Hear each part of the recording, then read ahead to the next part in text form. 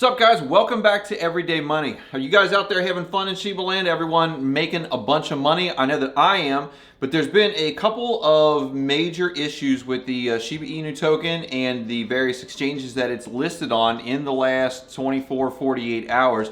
And I think that those need to be brought up here today. But before we get into that, if this is your first time here, be sure to hit that like button. Be sure to hit the subscribe button, the notification bell, so you don't miss out on anything I have to say about Shiba Inu token or any other personal finance stuff I have. And if you guys have been with me for quite a while, be sure to hit that like button, like I always ask you guys, to keep me going in the YouTube algorithm, keep these videos pushing along. Lately, we have had a giant run up in price. Everyone that's been in this for more than like 1 week, that's really all it has taken to double your money, is to be into the Shiba Inu token for 1 week. We've all made a bunch of money, but you guys know that when it was on its big pump, that most of the exchanges, especially the one that I use the most, which is crypto.com, and I don't use that for any particular reason. I'm not sponsored by them. They're just what I've used, and that's what I was using on that particular day. Those exchanges, a lot of them crashed, and there are a lot of people out there that think there's some sort of foul play going on or whatever, and I'm going to get into my opinion on why they crashed a little later in the video.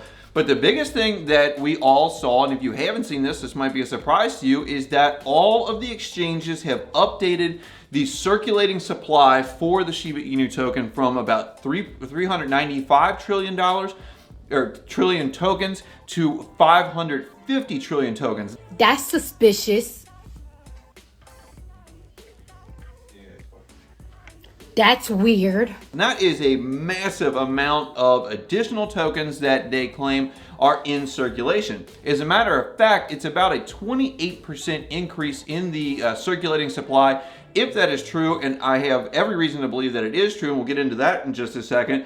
But the story with that is that after those exchanges came back online, the price of the Shiba Inu token had dramatically decreased. Now, we hit a high at any one particular time of 0.8 or 0.40s 8778, and that was, we're really close to that 301 mark. And then shortly after that, it fell down to 0.50s. 5731 is the lowest that I could come up with here real quick on the coinmarketcap.com chart. And when you look at that, there's a lot of factors that probably caused that to happen, including people not being able to buy and continue to push the pressure on that coin upwards in that particular period of time. But when you look at that, I'm not sure when the extra supply was officially on the books or whatever, but from the high to the low of this token, we went down by about 32%, and that is really close to that 28% increase in the circulating supply. So whether that was just natural supply and demand and that nothing has changed in the background, or those computers that are running all of these exchanges were like, well, there's 28% more coins in circulation, and so the price is now this, because this is how much it's worth, this is the demand right now, and this is how many tokens there are. And so the first thing I want to get into today is the reason why I think that the 550 trillion tokens is the correct amount. Because as soon as that came out, people started asking on the internet what was going on with that. And I'm going to pull up the tweet here that the developers of the Shiba Inu token put out, because everyone has not said really anything about what the exact number is. And I'm going to put this on your screen here. I got a screenshot of it on my phone. It's from Twitter. It says, I'm going to say this once. SHIB can't add supply. If a website reports an increase in circulating supply, that's the website's issue and not ours. Nor does it change the value. Try asking at CoinMarketCap and stop saying stupid something like we added coins. Just stop it now. But here is the thing that was not said, and really I haven't seen it said anywhere officially, is here is the correct amount of circulating supply. The developers didn't say that it was 395. I haven't seen any of these guys come out with the exchanges saying that it's 550, but here's the reason why I think that it's 550. And I said this in a videos a long time ago, and I don't even remember which one it was, because I was just kind of like thinking, it was like thinking out loud while I was on camera. But if you start out with the 1 quadrillion tokens that were minted, 50% were given to Vitilic Buterin, all right? And so that's half a trillion, half a quadrillion, 500 trillion. He burned 90% of those because he didn't want to be a lotus of power, whatever the reason that he said that he wanted to do that.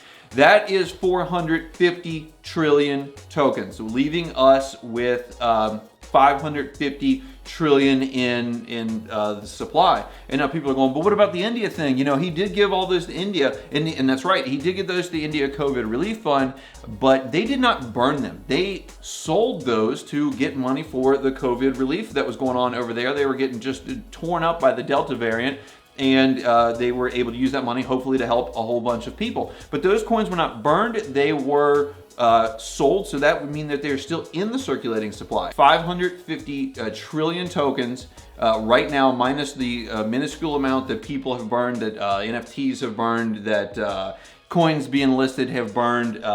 It puts us at just under 550 trillion tokens, and I think that that's the right number. Being that nobody has come out to refute that, I see that as being exactly what the case is. The biggest deal about that is that this is just a super bad look for really everyone involved. It's a bad look on the part of the exchanges that they do not know the correct amount of circulating supply. It is a bad look on the developers that they, I'm sure, have seen these and have not said a word if it has been wrong. And it's a bad look, third, for just cryptocurrency altogether, because if people can't have confidence that what they are seeing on the screen and from the developers is the actual number, then that really shakes confidence in the entire cryptocurrency market, and will just end up probably leading to more regulation in the future that we may or may not want, depending on which way that you want to look at that. So now that we've gotten that out of the way, let's look at these exchanges and see why they end up going down, because a lot of folks always think that there is some sort of malicious intent, and there very well may be. I'm not going to say that there's not, because I don't know.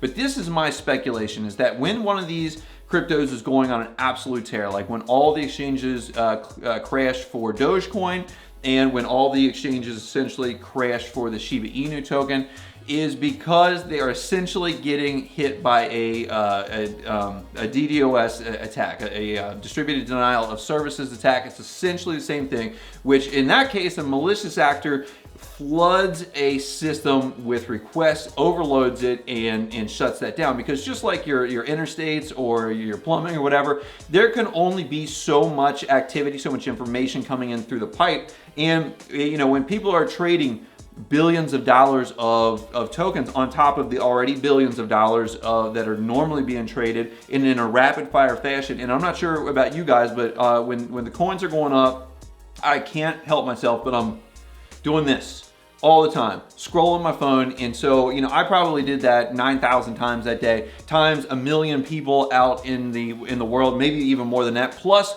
the regular amount that it's doing for all of the other tokens and coins that are listed with their exchange.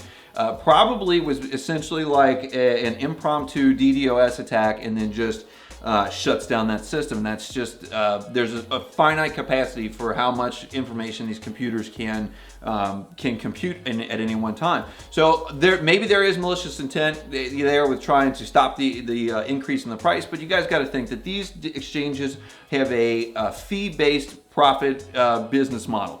And so there is no real reason for them to not trade these tokens, these coins, because that is where they end up making their money. With this new $550 trillion market cap, that does move some of the price targets that people talk about.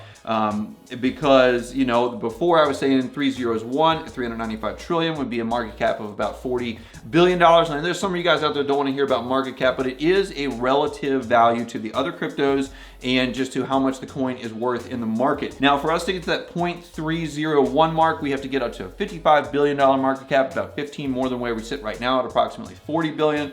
And I think that that's doable. I think just based on momentum right now, by hype, by people hearing about it, potentially being listed on Robinhood, which there is no date set for that or any confirmation that that's going to happen. I think that getting to 0.301 is a highly likely scenario. As a matter of fact, I think it's going to happen. And I'd be surprised if I am wrong. But the thing is, when we get up to these 0.01 and we burn another zero, people get crazy about burning the next zero and, you know, holding and holding on forever. And what I want to tell you guys is that you guys need to set your own out points, where either you want to take out all of it, you want to take out the amount that you've put in, take out 25%, take out some amount of profit to hold on to that, because it gets exponentially harder to continue to burn zeros, to continue to go up in value. And I just want to real quick go down some numbers to put this into perspective. For this to get to 5 zeros 1 only took $550 million. To get to 4 zeros 1 took $5.5 billion worth of value. To get to 3 zeros 1, we are looking at $55 billion of value, and I think that that's reasonably attainable. To drop another zero down to 2 zeros 1, we are going to need to get to a $500 billion market cap. 550 billion, in which would be, I believe, larger than Ethereum at the moment. Now, granted, they'll all probably go up at the same, in sync with each other, but just, bear with me to get this coin to a $550 billion market cap. Just to get to simply from 3 zeros 1 to 3 zeros 2, we are going to be looking at a $110 billion market cap. So as you guys can see, to drop a zero, you need to increase the value of your token by a factor of 10. And to get that money into the system to raise the value that much, and granted it does go up too on supply and demand and hype and such, but to get there and to hold there, if we want to stay at those levels, you do have to have this value in the system, and it does go up by a factor of 10 for every single zero that you want to burn, and for every time that you want to go up another number within that same zero set, like for example from 3 zeros 1 to 3 zeros 2, you have to double the market cap. And I hope that you guys can see how exponentially harder that gets as the zeros get lopped off of the price. So just use your head, use your best judgment as far as what you want to do as this goes up in value. If you got some value out of this, be sure to give it a thumbs up for me. That really helps me out. If you're new here, subscribe button, notification bell, so that you don't miss anything. To grow your wealth, increase your success, put you on the road to financial freedom. I appreciate you guys watching out there, and I will see you in the next one.